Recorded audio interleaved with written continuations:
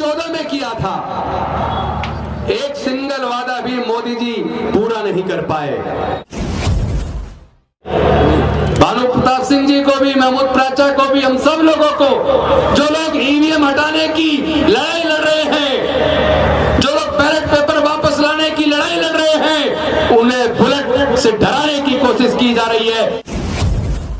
फिर से मोदी जी आएंगे, देश का संविधान खत्म होगा, मनुस्मृति वापस आएगी और फिर से वो गुलामी जिसको तोड़ने के लिए डॉक्टर बाबा साहेब अम्बेडकर जी ने अपने बच्चों को, अपनी पत्नी को खोया, अपना पूरा जीवन जलाया, वो कुर्बानी डॉक्टर बाबा साहेब अम्बेडकर जी की बेकार चली जाएगी। ईवीएम से वोट की चोरी होती है किसी भी कीमत पर। भारत के लोग भारत की अस्मिता को बचाने के लिए, भारत के संविधान को बचाने के लिए, भारत की आजादी को बचाने के लिए, भारत को फिर से टूटने से बचाने के लिए, भारत को नफरत से हटाकर प्यार में बदलने के लिए अपनी कुर्बानी देने के तैयार हैं। हम लड़ेंगे, हम जीतेंगे, भारत को बचाएंगे, भारत के संविधान को बचाएंगे। ईवीएम को जाना होगा, ईवीएम को जाना होगा, बैलेट पेपर लाना होगा, बैलेट पेपर लाना होगा। साथियों, वो कौन लोग हैं जो देश के लिए खतरा बन गए हैं? वो कौन लोग हैं जो देश के संविधान को खत्म करना चाहते हैं? वो कौन लोग हैं जो पूरे देश में जाति और धर्म के नाम पर नफरत फैला रहे हैं? वो कौन लोग हैं जो भारत को फिर से गुलाम बनाने की साजिश रच रहे हैं? वो कौन लोग हैं जो भारत को फिर से तोड़ना चाहते हैं? ये वही लोग हैं, ये वही लोग हैं जो ईवीएम से वोटों की चोरी करके, वोटों की चोरी करने वाले अधिकारियों को डीएम बनाते हैं और बैलेट पेपर वापस लाने वाले लोगों को बुलेट दिखाते हैं, धर्म के नाम पर नफरत फैलाते हैं और आज जो देश की सत्ता पर काबिज हो गए हैं। मुझे लगता है कि आजादी के, फिर से आजादी का एक आंदोलन हमें लड़ना पड़ेगा। बेशक से भारत की आजादी के लिए 2 आजादी के आंदोलन लड़े गए। एक आजादी का आंदोलन अंग्रेजों की गुलामी से, 200 साल की गुलामी से आजादी का आंदोलन था, जिसको लड़ने वाले अंतरराष्ट्रीय ख्याति प्राप्त कम से कम 100 नेता रहे होंगे। उनके पीछे लाखों स्वतंत्रता सेनानियों ने अपनी जान की कुर्बानी दी। उस आजादी के आंदोलन में औजारों, हथियारों का इस्तेमाल भी हुआ और लाखों की जान की कुर्बानी देने के बाद इस तरह का भारत बनेगा, हमारे देश के स्वतंत्रता सेनानियों ने कभी ऐसा नहीं सोचा था।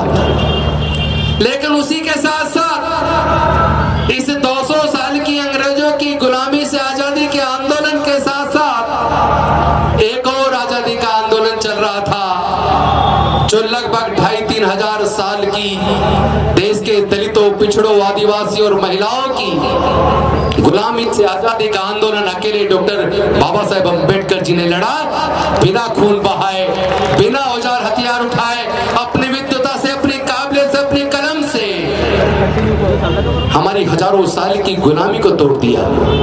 लेकिन आज जिस आजादी के लिए डॉक्टर बाबा साहेब अम्बेडकर जी ने अपने 5 में से 4 बच्चों को गंवा दिया, अपनी जवान पत्नी माता रमाबाई को कुर्बान कर दिया, अपना पूरा जीवन लगाकर हमें न केवल आजाद करा बल्कि हमारे आगे बढ़ने के रास्ते बनाए। दुख की बात यह है कि वो आजादी फिर से खत्म होने के कगार पर है। क्योंकि इन लोगों ने शिक्षा महंगी करके एक तरफ शिक्षा छीन ली और दूसरी तरफ सरकारी संस्थानों को बेचकर इन लोगों ने हमारे रिजर्वेशन को लगभग खत्म कर दिया और इसके बाद भी इनका पेट नहीं भरा। अब ईवीएम के माध्यम से ये लोग चुनाव जीत रहे हैं। ऐसी कौन सी ताकत इनके पास है कि देश के प्रधानमंत्री जी कहते हैं कि इस बार बीजेपी को 370 सीटें मिलेंगी, एनडीए को 400 सीटें मिलेंगी। पिछले बार बोला था 300 पार, तो 300 पार आ गई। इस बार बोल रहे 400 पार, तो 400 पार भी आ जाएंगी। क्योंकि ये चुनाव जनता की वोट से नहीं, ईवीएम से जीतते हैं। ये मशीन से चुनाव जीतते हैं। क्योंकि इन्होंने एक भी अपना ऐसा कार्य नहीं किया जिसके लिए जनता इन्हें वोट देकर जिताए। इन्होंने अपना एक भी वादा जो 2014 में किया था, एक सिंगल वादा भी मोदी जी पूरा नहीं कर पाए। इन्होंने कहा था हम काला धन वापस लाएंगे, सबके अकाउंट में 15-15 लाख रुपए आएंगे। काला धन वापस नहीं आया, लेकिन लगभग दुगना हो गया। इन्होंने कहा था हर साल 2 करोड़ लोगों को रोजगार देंगे, रोजगार तो नहीं दे पाए। लेकिन नोटबंदी लगाकर जिनकी फैक्ट्रियां चल रही थी, कारखाने चल रहे थे, वो बर्बाद हो गए। नौकरियां देने की बजाय इन्होंने नौकरियां छीन ली। इन्होंने कहा था महंगाई कम करेंगे, पेट्रोल 35 रुपए लीटर करेंगे। ना तो ये महंगाई कम कर पाए और पेट्रोल को 3 गुना महंगा कर दिया। इन्होंने कहा था 100 स्मार्ट सिटी बनाएंगे, नहीं बना पाए। इन्होंने कहा था बहुत्वा महिलाओं पे वार, अब के बार मोदी सरकार महिलाओं को सुरक्षा देंगे, लेकिन महिलाओं पर अत्याचार बढ़ गए। कोई एक वायदा तो बताएं जो मोदी जी ने पूरा किया हो। अपने एजेंडे पे काम करते हैं। देश में इन्होंने नफरत बढ़ा दी, इतनी नफरत बढ़ा दी, इतनी नफरत बढ़ा दी कि वो नफरत बढ़ते बढ़ते बढ़ते बढ़ते पुलिस के अधिकारियों में, सेना के अधिकारियों में, सारे ब्यूरोक्रेसी में इतनी नफरत बढ़ा दी कि देश को चलाना मुश्किल हो गया, देश टूटने के कगार पर आ गया। रेलवे का एक पुलिस का कर्मचारी, एक हेड कांस्टेबल, वो खुद इतना ज्यादा पोल्यूटेड हो गया मोदी जी के भाषण सुन सुनकर कि उसने अपने ऊपर के अधिकारी जो एसटी समाज से थे, उस पुलिस के अधिकारी को, रेलवे पुलिस के अधिकारी को भी गोली से मार दिया। और 3-3 मुसलमान समाज के लोगों को भी उन्होंने खुलेआम गोली से मार दिया चलती ट्रेन में। और कहा भारत में रहना होगा तो मोदी को वोट देना होगा। यानी जब पुलिस भी इस तरह बढ़ जाए, इतनी नफरत पुलिस के अधिकारियों में बढ़ जाए, सेना के अंदर बढ़ जाए, ब्यूरोक्रेसी में बढ़ जाए, तो मैं पूछना चाहता हूं देश बचेगा या टूटेगा? ये देश को बचाने वाली बात नहीं है, ये देश को तोड़ने वाली बात है। ईवीएम बनाने वाली company BEL Bharat electronics limited, उसके इंडिपेंडेंट 7 डायरेक्टर्स में से 4 डायरेक्टर भारतीय जनता पार्टी के पदाधिकारी है। तो फिर वो ईवीएम बनाने वाली मशीन से ईवीएम चोरी होना तो तय है। क्योंकि ईवीएम के अंदर जो सोर्स कोड होता है, जो सॉफ्टवेयर उसमें डाला जाता है सर्वर के माध्यम से, जिस सोर्स कोड का इस्तेमाल किया जाता है, वो सोर्स कोड उन डायरेक्टर के पास है जो भारतीय जनता पार्टी के पदाधिकारी है। और वो ईवीएम बनाने वाली कंपनी के डायरेक्टर भी है। वो सोर्स कोड का इस्तेमाल करके वो ईवीएम से वोटों की चोरी कर रहे हैं। और केवल इतना नहीं कर रहे, बल्कि उसका जो सॉफ्टवेयर बनाने वाले लोग हैं वो 4 लोग हैं जो 4 IIT के प्रोफेसर्स हैं। वो लोग सॉफ्टवेयर बनाते हैं और सॉफ्टवेयर बनाते वक्त ऐसी प्रोग्रामिंग करते हैं जो माइक्रो कंट्रोलर चिप के अंदर वो प्रोग्राम जब डाल दिया जाता है तो ये वोट की चोरी सुनिश्चित करने के लिए ईवीएम के अंदर रियल टाइम क्लॉक लगाया गया है।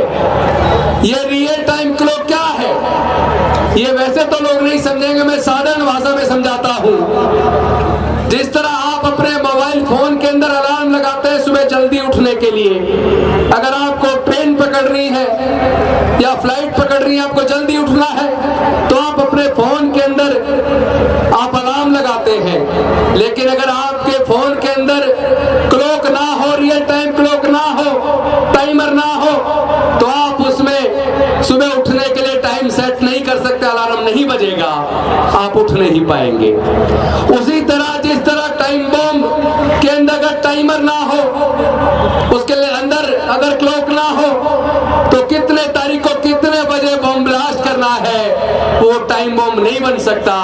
उसी तरह अगर ईवीएम के अंदर रियल टाइम क्लॉक ना हो तो कितने तारीख को कितने बजे से कितने बजे के बीच आप लोगों की वोट की चोरी करनी है वो चोरी ये कर नहीं सकते। सॉफ्टवेयर के अंदर ये प्रोग्रामिंग करते हैं, उसके अंदर ये डाल देते हैं कितनी तारीख को चोरी होनी है। फॉर एग्जाम्पल 10 मार्च को चुनाव होना है तो ये उस प्रोग्रामिंग के अंदर ये जो प्रोग्रामिंग करते हैं सॉफ्टवेयर में बनाते वक्त उसमें प्रोग्रामिंग कर देते हैं 10 मार्च को, मान लो उसने डाल दिया सुबह 10 बजे से शाम को 6 बजे के बीच जितनी भी वोटें पड़ेंगी उसमें से आधी वोटें बीजेपी को चली जाएंगी। तो वो जो टाइमर लगा है ईवीएम के अंदर उसकी मदद से चुनाव की तारीख के दिन वो आपकी आधी वोट चोरी करके मोदी जी को जिता देंगे।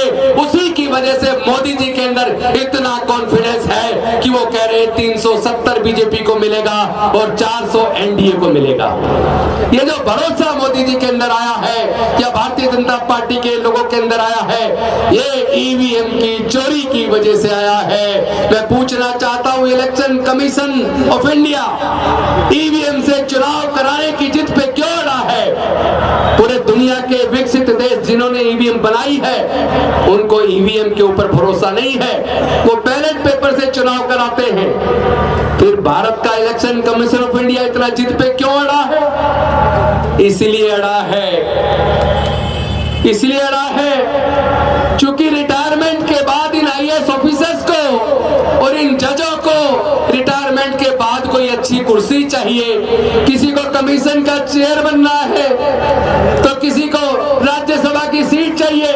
आपको याद है सर्वोच्च न्यायालय के एक मुख्य न्यायाधीश थे जिनके लास्ट के 6 महीने के अंदर बाबरी मस्जिद गिराने वाला जजमेंट आया था, जिनके खुद के कार्यकाल के 6 महीने के अंदर राफेल के ऊपर जांच कराने से उन्होंने इनकार कर दिया था, जिन्होंने जस्टिस लोया हत्याकांड की जांच कराने से इनकार कर दिया था।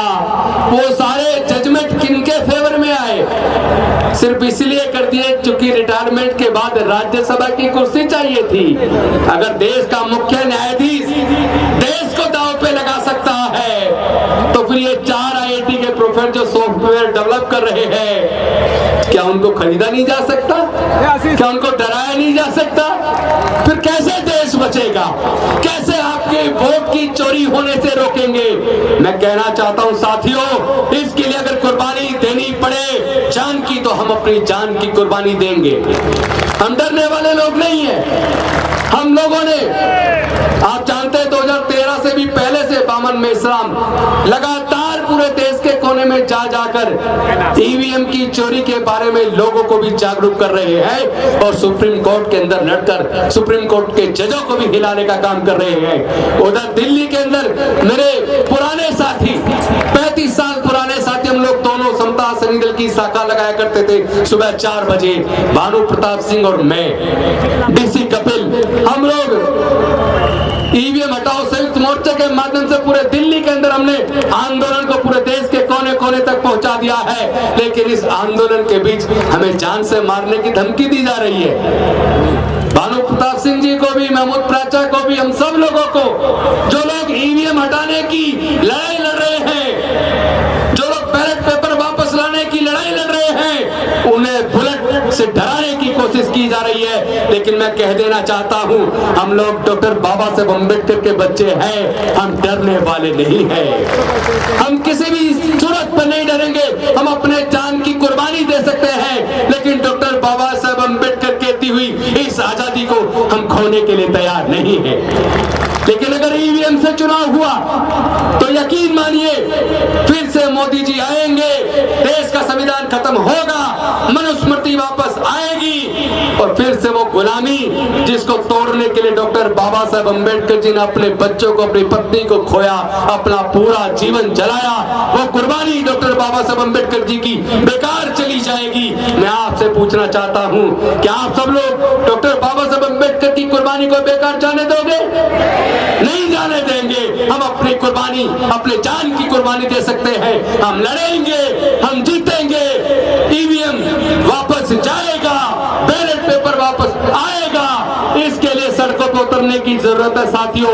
हम लोग सड़कों पे उतरेंगे। और अभी तो ये किसानों के रास्ते में कीले पैदा कर रहे हैं, किसानों को बंदूकें दिखा रहे हैं, लेकिन देश के कोने कोने से डॉक्टर बाबा साहब अम्बेडकर के बच्चे अपने आने वाले बच्चों के भविष्य को अच्छा बनाने के लिए और उनके अपने आने वाले बच्चों को फिर से गुलाम होने से बचाने के लिए हर प्रकार की कुर्बानी देने के लिए पूरे देश के लिए हम तैयारी कर रहे हैं। मैं आप सबसे पूछना चाहता हूं, अगर आप लोग इस बात से सहमत हैं कि ईवीएम को हटाना है, बैलेट पेपर वापस लाना है, डॉक्टर बाबा साहेब अम्बेडकर जी की कुर्बानी को भी बेकार नहीं जाने देंगे, उनके दिए हुए इस आजादी को बचाना है, देश के संविधान को बचाना है, तो दोनों हाथ उठाकर मेरे साथ आपको नारा लगाना होगा, ईवीएम को जाना होगा,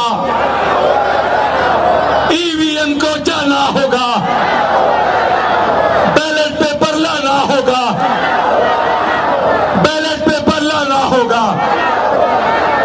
लास्ट में एक बात कहूंगा साथियों, ये जो इलेक्टोरल बॉन्ड जो मोदी जी लेकर आए थे, जिसका 80% से भी ज्यादा चंदा अकेले केवल भारतीय जनता पार्टी को गया, आज सुप्रीम कोर्ट ने उसको हटा दिया, उसका अवैध करार दिया। जानते हो क्यों? ये आप सबकी कुर्बानी और मेहनत की वजह से हुआ है। जो देश के कोने कोने के अंदर ईवीएम हटाओ, बैलेट पेपर वापस लाओ का आंदोलन चला है, इससे कहीं ना कहीं सुप्रीम कोर्ट के जजों को भी मजबूती मिली है। आपको याद होगा जनवरी 2018 के अंदर सुप्रीम कोर्ट के 4 वरिष्ठतम जजेस ने सुप्रीम कोर्ट के अंदर प्रेस कॉन्फ्रेंस करके कहा था, देश का प्रजातंत्र खतरे में है, संविधान खतरे में है, हम जनता की अदालत में आए हैं। अब जनता देश के संविधान को भी बचाएगी, देश के लोकतंत्र को भी बचाएगी और उसकी जिम्मेदारी हम सब साथियों ने लेके देश के कोने कोने में जाकर सुप्रीम कोर्ट के हाथ को मजबूत करने का काम किया है। इसीलिए इलेक्टोरल बॉन्ड को खत्म करके देश के संविधान को बचाने का शुरुआत सुप्रीम कोर्ट ने कर दी है। अब इस आंदोलन को इतना बड़ा कर दो कि ये सुप्रीम कोर्ट आने वाली तारीख पर ईवीएम को भी बैन कर दे, क्योंकि ईवीएम एक धोखा है, ईवीएम से वोट की चोरी होती है। किसी भी कीमत पर भारत के लोग भारत की अस्मिता को बचाने के लिए, भारत के संविधान को बचाने के लिए, भारत की आजादी को बचाने के लिए, भारत को फिर से टूटने से बचाने के लिए, भारत को नफरत से हटाकर प्यार में बदलने के लिए अपनी कुर्बानी देने के तैयार हैं। हम लड़ेंगे, हम जीतेंगे, भारत को बचाएंगे, भारत के संविधान को बचाएंगे। इन्हीं शब्दों के साथ आप सबने इतना सम्मान दिया, मैं अपनी वाणी को विराम देता हूं।